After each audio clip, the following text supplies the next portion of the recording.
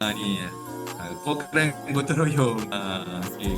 Tengok dia siapkan benda macam ni. Orang masjid pun terkejut. Cepatnya kau buat. Secretary tak siap lagi. Inilah sekarang zaman AI. Kita sekarang nak kena pantas kan.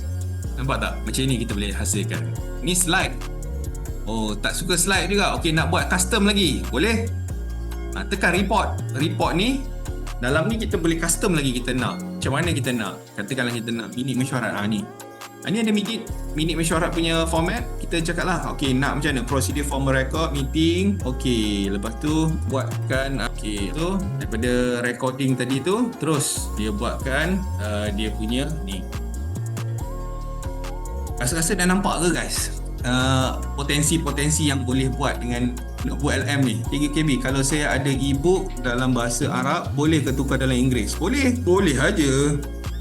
Masuk je book bahasa Arab tu, nak tukar pada Inggeris, pergi dekat setting, pergi kepada output language, tuan terus tukar dekat Melayu ni, pilih lah ada dekat berapa 100 bahasa yang kita boleh keluarkan.